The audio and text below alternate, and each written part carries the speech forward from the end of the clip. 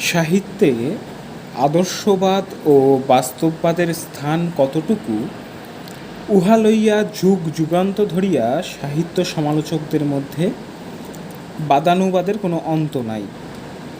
এককালে সাহিত্য ছিল ধর্ম ও নীতিপ্রচারের একমাত্র বাহন। সাহিত্যকে সেকালে ধর্মের সহিত জুড়িয়া দেওয়া হইত। সাহিত্য দর্পণকার বিশ্বনাথ কবিরাজ সাহিত্যকে চতুর্বর্গ ফলপ্রাপ্তির উপায় বলিয়া অভিহিত করিয়াছেন। আবার তাহাদের মধ্যে কেহ কেহ সাহিত্য হইতে কোনরূপ ফললাভের আকাঙ্ক্ষা করেন না। তাঁহারা বলিয়াছেন, আনন্দ রস নিঃসন্ধি রূপককে যাঁহারা ইতিহাস প্রভৃতির মতো সাংসারিক জ্ঞানের ব্যুৎপত্তিমাত্র মনে করেন, সেই সব আস্বাদ পরাণমুখ লোকদিগকে নমস্কার। কেহ কেহ মনে করেন সাহিত্য কেবলমাত্র বাস্তব সত্যকে যথাযথভাবে প্রয়োগ করিয়া বাস্তব জগতের সহিত তাহার সম্পর্কটি সুস্পষ্ট করিয়া তোলে। গ্রিক দার্শনিক প্লেটো এই অর্থে সাহিত্যকে জগৎ ও জীবনের অনুকৃতি বলিয়া অভিহিত করিয়াছেন। আবার অন্য দলের মতে যে সাহিত্য উচ্চশিক্ষার বাহন নয়, যাহার মধ্যে কোনো সুস্পষ্ট নীতি অনুপস্থিত, তাহা কোনো মতেই সাহিত্য পদবাচ্য হইতে পারে না। সাহিত্য রসকে ব্যঞ্জিত করে সত্য ও আস্বাদনের বাহিরে এই রসের কোনো অস্তিত্ব নাই। এ কথাও সত্য, কিন্তু কেবলমাত্র আস্বাদেই ইহার শেষ হইতে পারে না। কেবলমাত্র রসের ব্যঞ্জনাই নহে, নীতির ব্যঞ্জনাও সাহিত্যের অন্যতম উদ্দেশ্য। তাহাদের মতে নিছক সৌন্দর্য সৃষ্টি সাহিত্যের কখনোই উদ্দেশ্য হইতে পারে না। কারণ মানুষের সৌন্দর্য বোধ একক অন্য নিরপেক্ষ একটি ধারণা মাত্র নহে, তাহা অন্যান্য বোধেরও উপরও নির্ভরশীল। আর মানুষের অন্যান্য বোধ শক্তি বা প্রবৃত্তিগুলি যাহাতে বিকশিত হইয়া উঠিতে পারে, তাহার প্রতিও সাহিত্যকারের সজাগ দৃষ্টি রাখা কর্তব্য। আদর্শকে বাদ দিয়া জীবনের পরিপূর্ণতা কখনোই সম্ভবপর নয়। বাংলা সাহিত্যে বঙ্কিমচন্দ্র এই শেষোক্ত মতবাদের বিশ্বাসী ছিলেন। বঙ্কিমচন্দ্র নিজেই বলিয়াছিলেন যে সাহিত্য সত্য, শিব ও সুন্দরের উপাসক। মঙ্গলের আদর্শ হইতে বিচ্যুত যে সাহিত্য, তাহা কখনোই প্রকৃত সাহিত্যের আদর্শ বলিয়া পরিগণিত হইতে পারে না। বঙ্কিমচন্দ্র তাঁহার সমগ্র সাধনার মধ্যে দিয়া সাহিত্যের এই আদর্শবাদকেই প্রকাশ করিয়া গিয়াছেন। সাহিত্যকে যাহারা নিছক অপ্রয়োজনের আনন্দ বলিয়া অভিহিত করিয়াছেন, সাহিত্যকারেরা তাহাদের আখ্যা দিয়াছেন কলা কৈবল্যবাদী বলিয়া। তাহারা আর্টের জন্যই আর্ট এই নীতি প্রচার করিয়া গিয়াছেন। তাহাদের মতে যাহা প্রকৃত আর্ট, তাহা কখনোই উদ্দেশ্যমূলক হইতে পারে না। পারে না তাহার কারণ, মানুষের যে চিরন্তন হৃদয়বৃত্তি হইতে শিল্পবোধ ও সৌন্দর্য বোধের জন্ম, তাহা পারিপার্শ্বিক বস্তুজগতের অধীন নহে। মানুষের সাহিত্য ও শিল্পবোধ একটি আদিম ও অবিনশ্বর প্রবৃত্তি। যুগ যুগান্ত ধরিয়া মানুষের মনে এই শৈল্পিক অনুভূতি গড়িয়া উঠিতেছে, তাহার উৎস একমাত্র মানবের রসপিপাসু মন। এই মন সংসার ধূলিজালের সমস্ত কিছু তথ্যভারকে অগ্রাহ্য করিয়া লঘুপক্ষ বলাকার মতো রসের অমৃতলোকে উধাও হইবার মন্ত্র জানে। ইহাই আর্টের স্বধর্ম। যে মানুষ আর্টের এই একান্ত স্বধর্মটির কথা ভুলিয়া যান, তিনি আর্টের বিচারে সর্বদাই প্রয়োজন অপ্রয়োজনের জমা খরচ টানিয়া আনেন। আর্টকে তাঁহারা পিনাল কোডের ধারা দিয়া বিচার করিতে বসেন। অষ্টাদশ শতকের শেষ ভাগ হইতেই আর্টের ক্ষেত্রে এইরূপ আদর্শবাদী চুলচেরা বিচার মাথা চাড়া দিয়া উঠিয়াছিল। ইউরোপীয় সাহিত্যিক মহলে একদল ব্যক্তি সাহিত্যের এই আদর্শ পতাকা উড়াইয়া বেড়াইতে লাগিলেন। তাহারা প্রকাশ্যেই এই কথা বলিয়া বেড়াইতে লাগিলেন যে আর্টের রূপ যাহাই হোক না কেন, তাহার একমাত্র লক্ষ্য মানব সমাজের মুক্তি, মানব চিত্তের পরিশোধন। দিক বিদিকব্যাপী আদর্শবাদীদের এই চিৎকারের মাঝে একদল ব্যক্তি প্রকাশ্যেই বিদ্রোহ ঘোষণা করিল। সমস্ত সমাজব্যাপী আদর্শবাদের এই ঢক্কানিনাদের মাঝখানে তাহারা ঘোষণা করিলেন যে সাহিত্যের বন্ধনহীন স্বাধীনতা কথা। আর্টের জন্য আর্ট, এই মতবাদটির মধ্যেই আধুনিক বাস্তববাদের বীজ প্রচ্ছন্ন হইয়া আছে। শিক্ষা ও সাহিত্যের আদর্শবাদী প্রেরণা একদা ফরাসি দেশের লক্ষ লক্ষ শোষিত মানুষের ফরাসি বিপ্লবের রক্তক্ষয়ী সংগ্রামের পথে অনুপ্রেরণা যোগাইয়াছিল। কিন্তু ফরাসি বিপ্লবের শোচনীয় ব্যর্থতার সঙ্গে সঙ্গে মানুষের মনে সেই বলিষ্ঠ সুখী গণতান্ত্রিক সমাজ গঠনের সুখস্বপ্ন মিলাইয়া গেল। এক তীব্র হতাশ্বাসের ঝটিকা মানুষের এতদিনকার গড়িয়া তোলা আদর্শবাদকে দূরে ঠেলিয়া দিল। সাফল্যের পরিবর্তে আসিল ব্যর্থতা ও নৈরাশ্য। যুগ ও জীবনের এই বিপর্যয়কারী ক্রান্তিকাল হইতেই সাহিত্যে মানুষের বাস্তববাদের জন্ম। জীবনের উপর শুরু হইল বস্তুর প্রাধান্য। বলা বাহুল্য, বস্তুবাদের অত্যধিক মোহে সাহিত্যিকের জীবন দৃষ্টি বিকৃত ক্ষুধার ফাঁদে আটকা পড়িল। জীবনের নগ্নতা, কদর্য বর্বরতা, আসঙ্গ লিপ্সা ও জৈবিক কামনাকে লইয়া সাহিত্যের বেসাতি শুরু হইল।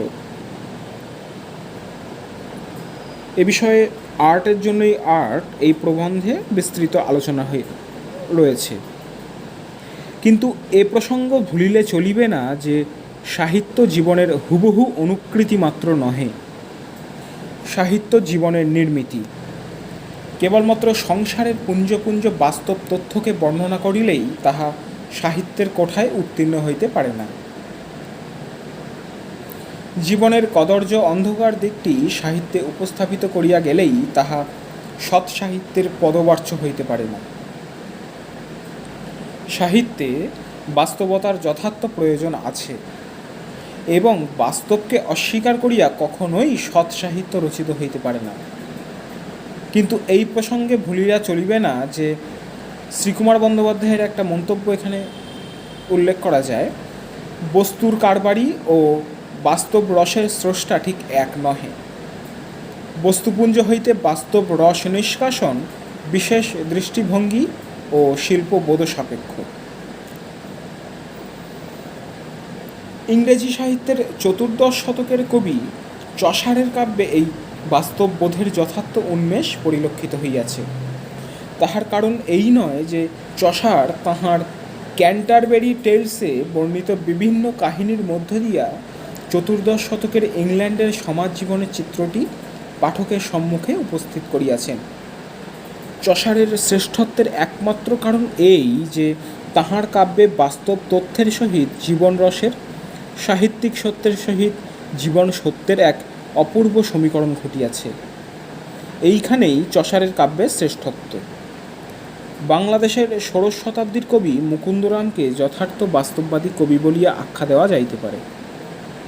মুকুন্দরামের কাব্যে সর্বপ্রথম আদর্শ ও কল্পনার অস্পষ্ট কুহেলিকা রাজ্য হইতে বাস্তব আসিয়া ভিড় করিয়াছে। আমাদের চারিপাশের অতি সুপরিচিত সমাজটা দরিদ্র কুটিরবাসীর সাধারণ গৃহকোণ, সাধারণ মানুষের আশা আকাঙ্ক্ষা বেদনার বাণীকে মুকুন্দরাম তাঁহার কাব্যে রূপ দিয়াছেন। বস্তুজীবন ও বাস্তব জীবনকে মুকুন্দরাম যে দৃষ্টি লইয়া দেখিয়াছেন, সে দৃষ্টিভঙ্গির মাঝে কোনরূপ অসঙ্গতি নাই, কোনো রূপ ভাবপ্রবণতা নাই। কিন্তু এই বস্তু জীবনের নিছক ফটোগ্রাফি তাহার সাহিত্যের একমাত্র উপজীব্য ছিল না।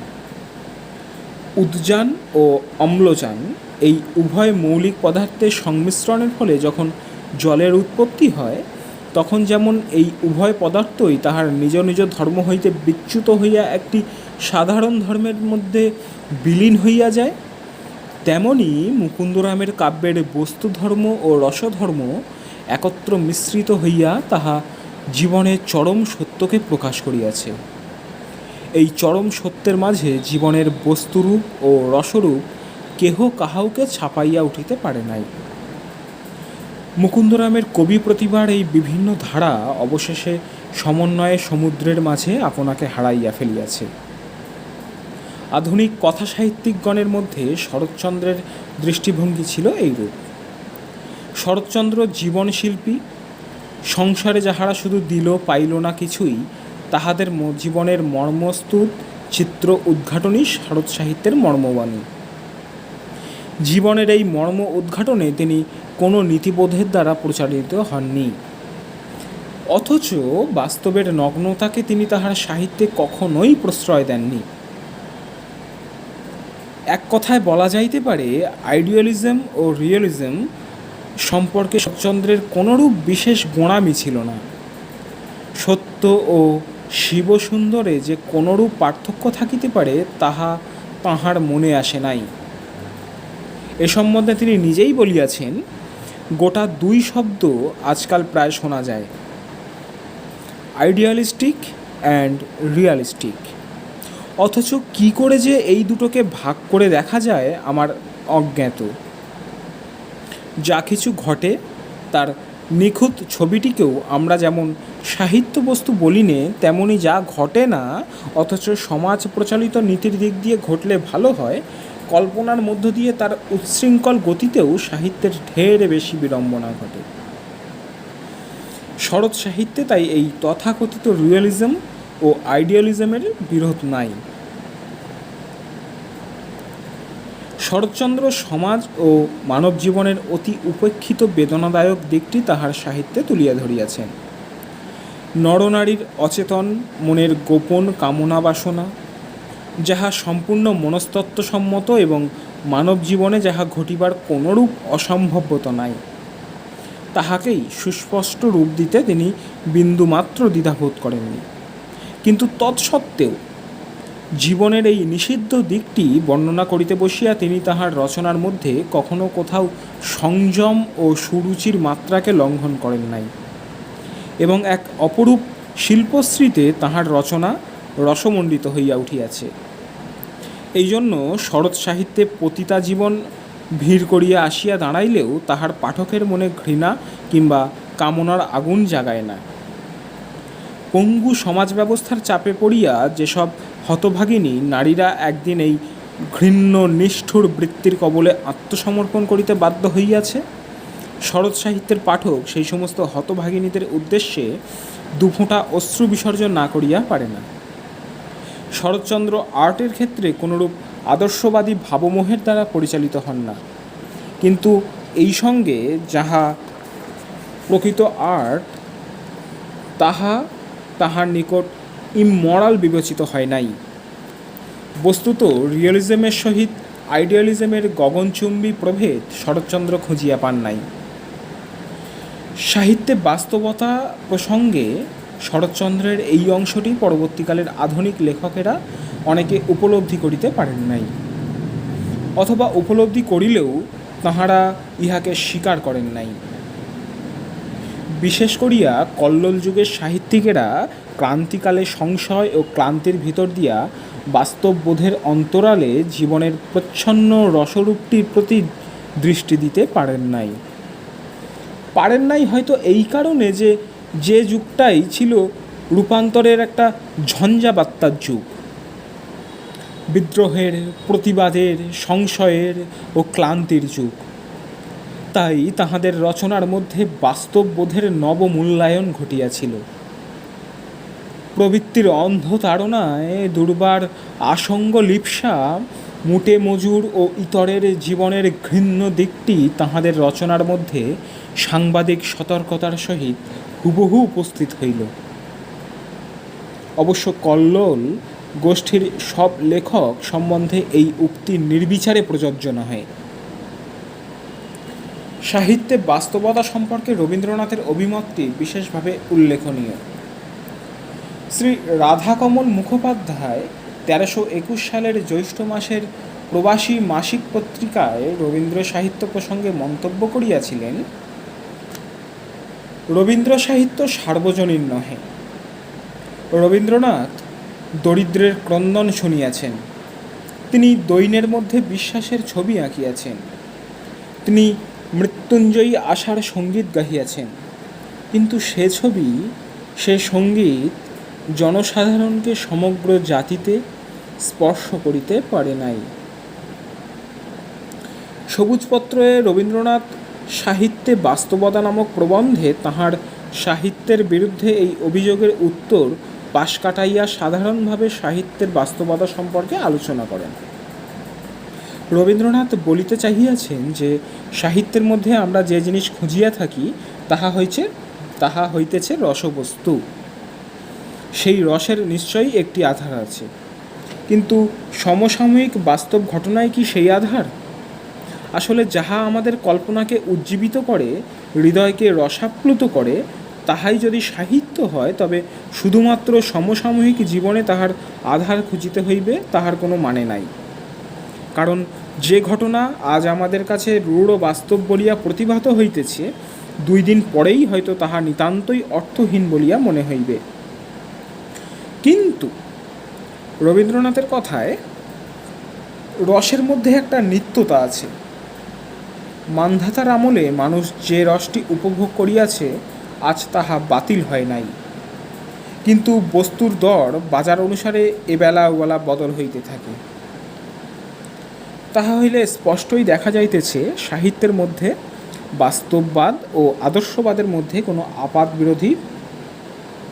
বিরোধিতা নাই।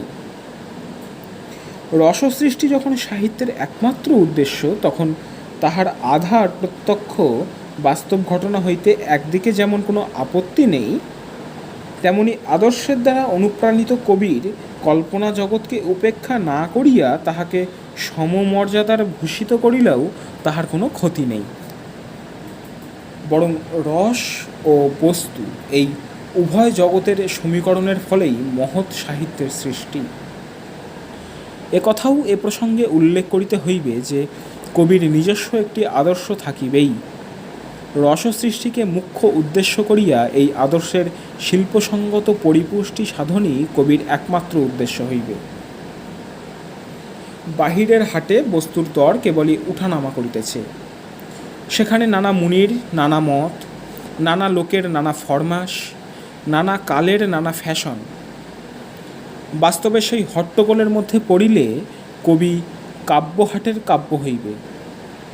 তাহার অন্তরের মধ্যে যে ধ্রুব আদর্শ আছে, তাহারই পরে নির্ভর করা ছাড়া আর অন্য কোনো উপায় নাই। সে আদর্শ হিন্দুর আদর্শ বা ইংরেজের আদর্শ নয়, তাহা লোকহিতের এবং স্কুল মাস্টারের আদর্শ নয়, তাহা আনন্দময়, সুতরাং অনির্বচনীয়। কবি জানেন সেটা তাহার কাছে এতই সত্য, সেটা কাহারও কাছে মিথ্যা নয়। যদি কাহারও কাছে তাহা মিথ্যা হয়, তবে সেইটা মিথ্যাটাই মিথ্যা। যে লোক চোখ বুঝিয়ে আছে, তাহার কাছে আলোক যেমন মিথ্যা, এও তেমনই মিথ্যা। কাজের বাস্তবতা সম্বন্ধে কবি নিজের মধ্যে যে প্রমাণ পান, তিনি জানেন বিশ্বের মধ্যেই সেই প্রমাণ আছে। এটি রবীন্দ্রনাথের কথা।